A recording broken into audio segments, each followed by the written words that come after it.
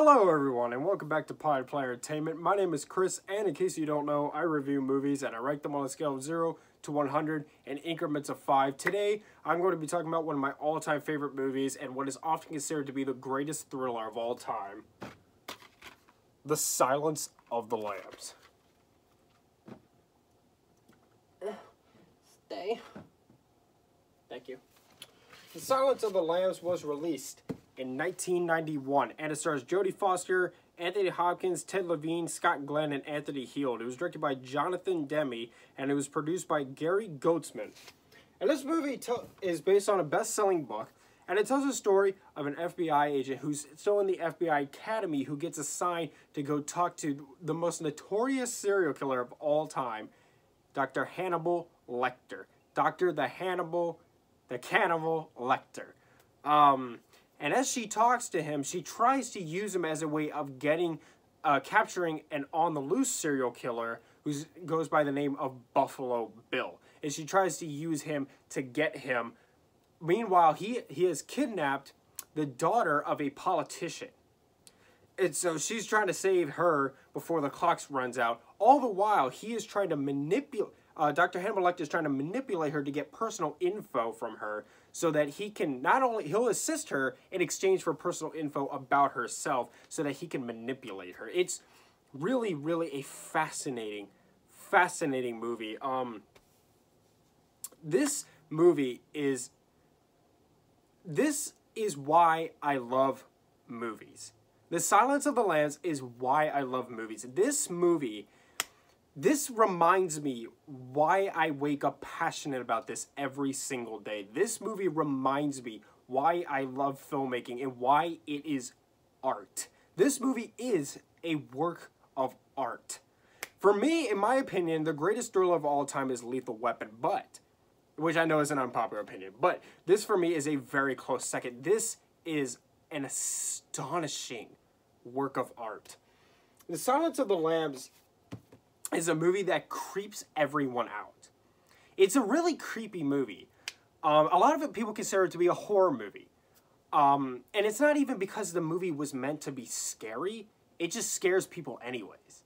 It's a crime thriller, but a lot of people consider this a horror movie, and I completely understand why. I used to work with a guy who told me that this was his favorite horror movie.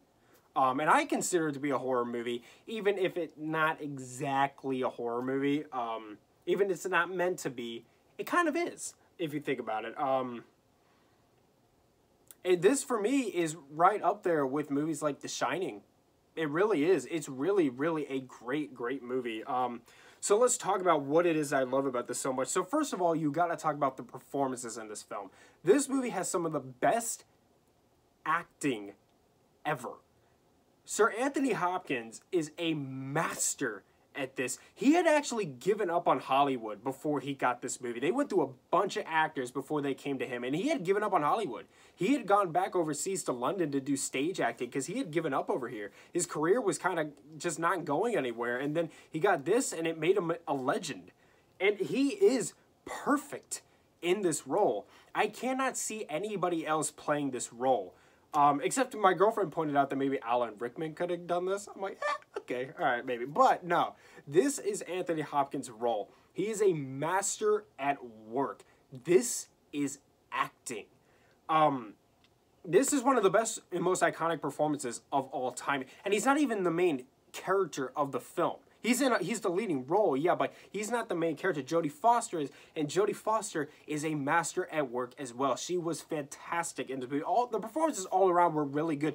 Ted Levine was an unknown actor, and he still kind of is an unknown actor, but he knocked it out of the park as this really creepy serial killer. All the performances all around this movie are really top-notch. This is acting at its best. I know that in the scene where he is talking to Clarice through the cage that he's sitting in later on in the film, and she's just telling him this story, this thing that happened in her childhood that really shaped who she is.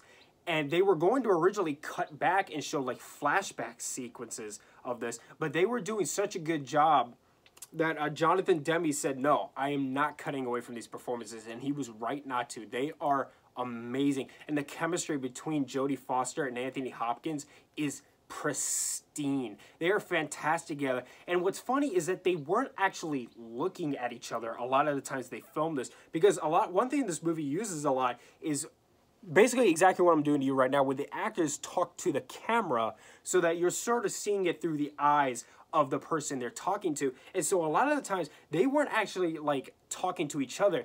They were talking to the camera, with the actor like maybe sitting behind it and just watching them do their thing.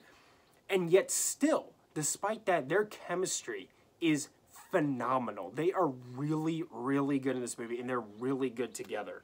The set design is also really cool too. I love Buffalo Bill's house. They actually built that in a big cold warehouse. And you wouldn't have guessed that. You really wouldn't have guessed that. I love the well. It's so creepy. I love it. His house in general is just really, really creepy. But it's great. It works so, and it really does look like the house of a serial killer. You gotta admit. There's also this one twist in the movie, which I will not spoil for you if you have not seen it. But there is this, I call it the escape twist. And it's something that I did not expect when I first watched this movie.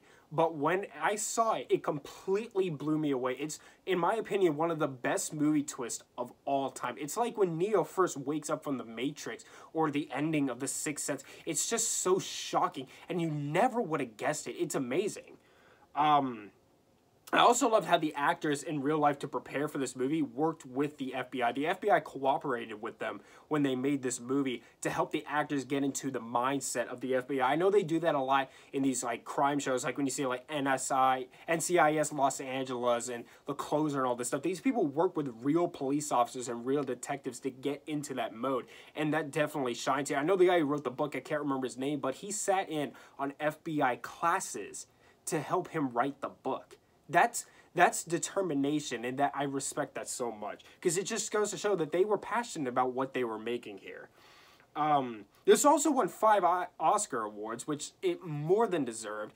Anthony Hopkins and Jodie Foster both won Oscars. Jonathan Demme won an Oscar award for Best Director as well.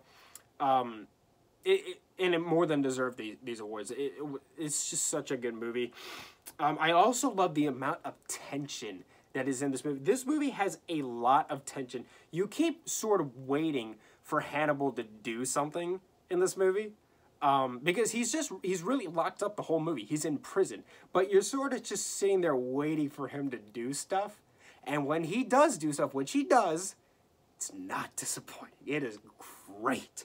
I also love this scene where Jodie Foster is hunting for Buffalo Bill, Clarice Starling. She's in his house, and he's turned off the lights, and she's wandering through the dark. Not really. She wasn't actually in the dark when they made the film. You can even see a shadow on her back from Buffalo Bill's arm at one point. That's a little trivia for you, in case you're wondering, that they didn't actually film that scene in the dark. There was light. But she was acting to pretend to be in the dark. But anyway, it's a really, really intense scene, because he's right behind her. And he's just staring at her with these night vision goggles as she's wandering through the dark, and she doesn't even know it. Oh, it's tension at its best. Like I said when I was talking earlier about how the actors talk to the camera and not necessarily to each other a lot in this film. Well, that seems like an odd choice, but it really works for this, especially when Hannibal is talking, because I have heard that Anthony Hopkins said that one of the things he loved about that is that when he talked, it was like his eyes were peering into yours, like he was staring into your soul, and he does in this movie, and it's really creepy. And that leads me to my next pro for this movie, which is that this movie is creepy in all the right ways. This is a really creepy movie, but it works for the best. I love the creepiness of this movie. Buffalo Bill is so creepy, and he's based on a lot of real life serial killers like Ted Bundy, and I can't remember his name, but the guy who inspired the Texas Chainsaw Massacre. He's inspired by a lot of real life serial killers, and those serial killers, even though they did horrible things, they helped inspire this really creepy and fun character. He's a fun character, but he's just so creepy, and I love it. I love the creepiness of this movie. I've heard that Anthony Hopkins still creeps out Jodie Foster to this day, even though they were made friends, which is pretty cool, and it's just going to show what a legendary performance he gives here. I also love how Clarice is a great role model to young women. Now, like, I'm not huge on feminism or anything, but she is a woman in a man's world. I love the shot in the beginning of the movie where she gets in the elevator at the FBI training headquarters, and she's just surrounded by all these men that are like way taller than her, and she just doesn't seem fazed by it. And all these guys hit on her throughout the movie. There's one guy who throws his semen on her, but she's strong and she stays focused. And I think that that's a really great role model. Like that's the type of woman you want your daughter to look up to. She's just it was such a good choice for, again, I can't remember who wrote the book, to have the hero of this movie be a woman rather than a man, because it really adds something to this film.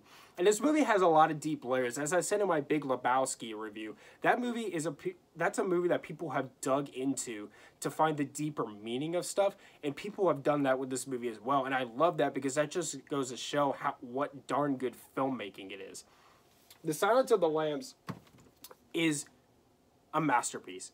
This is why I love movies, and if you have not seen it, I very, very much recommend it. It is filmmaking at its best, and it, of course, deserves a 100. Thank you so much for watching. Subscribe to Pirate Player Entertainment for more. Hit the like button. Leave movie review suggestions down in the comments down below. Follow me on Instagram and Tumblr at Pirate Player Entertainment for channel updates and written movie reviews, and much love.